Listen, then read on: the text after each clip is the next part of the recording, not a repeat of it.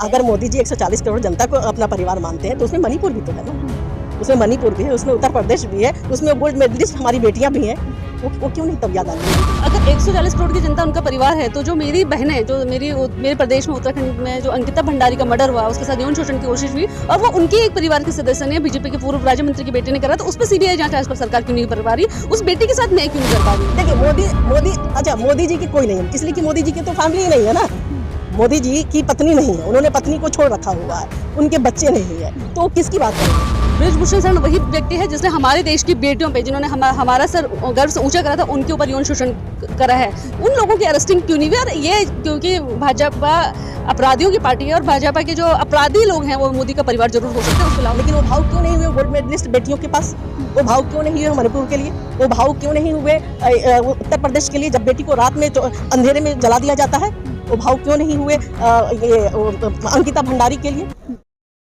क्या लग रहा है मैम, जिस तरीके से लगातार आपने देखा होगा कि जहां एक तरफ जब लालू प्रसाद यादव ने कहा था कि मोदी जी का परिवार क्यों नहीं, वहीं दिल्ली में आपने देखा होगा और भी कई जगह देखा होगा पोस्टर लग गए थे और सबके ट्विटर अकाउंट पे लिखा है कि हम मोदी का परिवार है, मोदी का परिवार। क्या लग रहा है? आप इसी से अंदाजा लगा लीजिए ना कि पीछे 10 साल में जो मोदी जी का परिवार है, आप जो आज इश्तेहार के तौर पर यह ट्वीट किया जा रहा है, वो परिवारों के पीछे के कारनामे उनके आपने देखे होंगे कि बेटियों के साथ कैसे जघन्य अपराध उन्होंने किए हैं। चाहे वो साक्षी मलिक हो, देश के लिए वो गोल्ड मेडल जीतती हैं और उनके साथ क्या हादसा होता है, क्या इंसिडेंट होता है, और वो कितने दिनों तक जंतर मंतर पे बैठी होती हैं, लेकिन सरकार के कान पे जो भी नहीं रखता। इसी तरह से अभी अलका जी ने बहुत सारी बेटियों के बारे में बताया है, चाहे उत्तराखंड हो, चाहे आपको यूपी हो, चाहे मध्य प्रदेश हो। इस तरह से मतलब यूपी तो उत्तम प्रदेश में ही आ जाता है। अगर आप देखें तो छोटी बच्चियों के साथ बड़े बच्चियों के साथ थाने में पुलिस ऑफिसर वहाँ पे जब ये संरक्षित नहीं है, जब उनके ऊपर इस तरह के हादसे होते रहते हैं, तो आम आदमी का क्या मजाल है कि हाँ वो सुरक्षित अपने आप को महसूस करेंगे। लेकिन क्या लगता है, जहाँ एक तरफ स्मृति ईरानी ने भी लिखा है कि मोदी जी का परिवार, स्मृति ईरानी जी को तो मतलब मुझे ये वर्ड शायद इस्तेमाल नहीं करना चाहिए। वो महिला हैं, महिलाओं का सम्मान उनको करना चाहिए, उनको बेटियों का सम्मान करना चाहिए। महिलाओं के साथ जो जघन्य अपराध होता है, कम से कम उस पर उनको शर्मसार होना चाहिए। अपनी पार्टी में इस चीज़ों के लिए वो जिम्मेदार लोगों को कम से कम परिवार से तो हटा दे। जहाँ एक तरफ मोदी जी कह रहे हैं भाई 140 करोड़ की जो जनता है वो मेरा परिवार है, क्या लग रहा है, क्या 140 करोड़ में मणिपुर हो गया या फिर महिला खिलाड़ी होगी? आपको लगता है कि मणिपुर पीछे 10 महीने से जल रहा है? प्रधानमंत्री जी मणिपुर का मुँह नहीं बोले हैं? आप जानती हैं ना, आप सब जानती हैं वहाँ बेटियों के साथ क्या क्या हुआ है। ये कहीं छुपा हुआ नहीं है, ये इंटरनेशनल मुद्दा बन चुका हुआ है। लेकिन उसके बावजूद चाहे वो हमारे देश की महिला बाल विकास मंत्री स्मृति ईरानी जी हों, महिला हैं, या उनके मंत्रिमंडल की और भी जो महिलाएं हैं, क्या उन्होंने एक शब्द बोला है मणिपुर के लिए? या कि उन्होंने ये हिम्मत दिखाई है कि वो मणिपुर जा करके एक बार उनके आंसू पोंछें या उनके जख्म पे मरहम लगाएं? नहीं किया है ना। क्या ये ज्यादती नहीं है? मोदी जी तो उस पर ये कह रहे हैं ना कि भाई हमें परिवारवाद नहीं, बाकी पार्टियों में परिवारवाद है। अब ये मतलब रेप जैसी जघन्य घटनाओं के बारे में भी परिवारवाद की बात करेंगे। परिवारवाद की बात अगर वो पॉलिटिक्स में करते हैं तो आप उनके लंबे लिस्ट हैं कि जिसमें किसका बेटा किसकी बेटी, आज भी जो दिल्ली में टिकट बांटा है उन्होंने, तो दिल्ली में किसको, बांसुरी स्वराज कौन है? बांसुरी स्वराज कौन है? इस तरह से अगर आप जैसे जैसे लिस्ट आएगा तो आप देखेंगे किन्हीं का बेटा किन्हीं की बेटी, तो किसकी बात करते हैं? में तो परिवारवाद नहीं है ना। अब देखिए मोदी जी की कोई नहीं है, इसलिए कि मोदी जी की तो फैमिली ही नहीं है ना। मोदी जी की पत्नी नहीं है, उन्होंने पत्नी को छोड़ रखा हुआ है, उनके बच्चे नहीं है, तो किसकी बात करेंगे? किसकी बात करेंगे? लेकिन उनके भाई भतीजों का अगर आप देख लें तो आज से 10 साल पहले उनके पास क्या था, आज उनकी लग्जरी लाइफ के बारे में आप जान लें। लेकिन ये सब तो आप जानते हैं। 140 करोड़ की जनता को ही अपना परिवार मानते हैं। अगर मोदी जी 140 करोड़ जनता को अपना परिवार मानते हैं तो उसमें मणिपुर भी तो है ना, उसमें मणिपुर भी है, उसमें उत्तर प्रदेश भी है, उसमें गोल्ड मेडलिस्ट हमारी बेटियां भी हैं। वो क्यों नहीं तब याद आती है? मोदी जी तो ये भी कह रहे हैं भाई आपने परिवारवाद है, आप 40, 50, 60, 70 साल के लोगों को उतार लाते हैं, लेकिन मैं युवाओं को मौका दे रहा हूँ। देखिए आप दो सवाल एक तरह से मिक्स करके पूछ रही हैं। पॉलिटिक्स में परिवारवाद या जघन्य अपराध में परिवारवाद, ये दोनों बातें हैं। तो जघन्य अपराध में अगर आप उसको, अपराधियों को आप परिवार मानते हैं, तो इसके लिए तो हम लोगों का सर शर्म से झुक जाता है कि हम जघन्य अपराधियों को अपना परिवार माने, बजाय उनको कि हम सज़ा दिलवाएं, उनको ऐसी सज़ा दिलवाएं कि ताकि वो मिसाल बन जाए, आगे कोई इस तरह की हरकत न कर सके। तभी ये इस तरह के क्राइम कंट्रोल होंगे ना। आप बच्ची हो, आप भी बच्ची हो, मेरे पास भी बेटियां हैं और हम सब के पास बेटियां हैं, तो हम सब इस तरह का अगर जघन्य अपराध पे क्या करें। लेकिन मोदी जी देखिए लगातार महिलाओं के लिए भावुक हो जाते हैं और लगातार महिलाओं के लिए आवाज उठाते हैं और देखिए लाल किले की प्राचीर से भी भावुक हो गए थे। हाँ बिल्कुल, भावुक होना तो उनको आंसू गिराना तो बहुत अच्छे से आता है, ये सब आप सब जानते हैं। हाँ। लेकिन वो भावुक क्यों नहीं हुए गोल्ड मेडलिस्ट बेटियों के पास? वो भावुक क्यों नहीं हुए मणिपुर के लिए? वो भावुक क्यों नहीं हुए उत्तर प्रदेश के लिए, जब बेटी को रात में अंधेरे में जला दिया जाता है? वो भावुक क्यों नहीं हुए अंकिता भंडारी के लिए? वो भावुक क्यों नहीं हुए मध्य प्रदेश की बेटियों के लिए? वहाँ भी भावुक होना चाहिए। तो ये कहते हैं भाई सबसे ज्यादा जो महिलाएं सुरक्षित वो भाजपा सरकार में ही।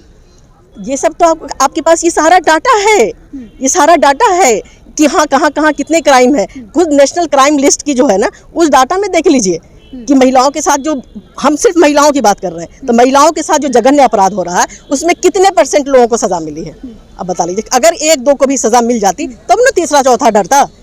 अगर आप सजा ही नहीं देंगे और आप कहते हैं कि हम सबके साथ न्याय कर रहे हैं, तो उन बेटियों के साथ कहाँ न्याय कर रहे हैं? क्या लगता है, एक तरफ मोदी जी कह रहे हैं एक इस बार 400 पार। देखिए, ये मोदी जी का सुनहरा सपना है, इस बार 400 पार। वो जैसे चाहें जो बोल सकते हैं, कुछ भी बोल सकते हैं और कुछ भी कर सकते हैं, लेकिन हमारी बेटियां महफूज नहीं हैं और हमारे जो लड़के नौजवान हैं उनको नौकरियां नहीं है, हमारे किसान दर्द में हैं। तो इस तरह से ये कहना कि हम 400 पार हैं कि 500 पार हैं, ये तो मोदी जी कुछ भी बोल सकते हैं। ना कि माताएं और बहनें ही हैं जो सबसे ज्यादा मुझे प्यार करती हैं और मुझे इस कुर्सी पे बैठाती हैं। और वो माताएं और बहनें कितनी दुखी हैं अपनी बेटियों और बच्चियों को लेकर के, ये भी मोदी जी को सोच लेना चाहिए। तो हमारी बेटियां जो गोल्ड मेडल जीतती हैं, आप जानती हैं ना, उस समय हम कितने अपने आप को गौरवान्वित फील करते हैं, महसूस करते हैं ना कि हमारे देश के लिए जीता गया। देश के लिए आप उनको बुला करके सम्मान भी करते हैं, लेकिन जब उनके साथ ज्यादतियां होती हैं तो उनके साथ आप कहाँ खड़े होते हैं? लेकिन स्मृति ईरानी जहाँ एक तरफ देखिए अमेठी से अब चुनाव राहुल गांधी लड़ेंगे और स्मृति ईरानी भी अमेठी से, और अमेठी से स्मृति ईरानी एक तरफ लिखती है मोदी का परिवार। देखिए, स्मृति ईरानी कुछ भी लिख सकती हैं। अमेठी राहुल गांधी जी लड़े या राहुल गांधी जी का परिवार लड़े या राहुल गांधी जी रायबरेली से लड़े, वो जहाँ से भी लड़े, तो ये अलग इशू है। और रहा सवाल कि स्मृति ईरानी जी का, स्मृति ईरानी जी को वहाँ कितने % लोग पसंद करते हैं, ये भी स्मृति ईरानी जी को जाके एक बार जमीन पर सर्वे करा लेना चाहिए। क्या लग रहा है मैम, एक तरफ मोदी जी कह रहे हैं 140 करोड़ की जो जनता है वो मेरा परिवार है, आप भी उसी में आते हैं?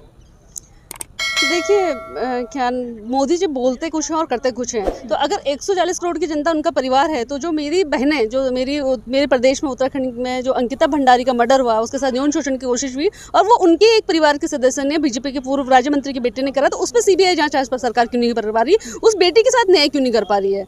क्या मजबूरी रही कि आपको अपने कौन से VVIP को बचाने की जरूरत पड़ी, अपने परिवार के किस सदस्यों को बचाने की जरूरत पड़ी, जिसके लिए आपने अंकिता भंडारी का जहाँ पे मर्डर हुआ है वहाँ पे रातों रात आपने बुलडोजर चला दिया है? उस परिवार में आपकी पहलवान भी आती है, जब देश के लिए वो मेडल लेके आती है तो आप बोलते हो कि ये मेरे घर की बेटियां हैं, लेकिन जब वो 40 दिन तक यहाँ पे धरना प्रदर्शन करती हैं, वो बैठती हैं और बोलती हैं कि बृजभूषण शनिवार आपके परिवार के एक सदस्य, आपके सांसद ने हमारे साथ यौन शोषण की कोशिश करी, तो उस वक्त मोदी जी को अपने परिवार की उन बेटियों की याद क्यों नहीं आती? उस पर वो एक शब्द क्यों नहीं बोलते हैं?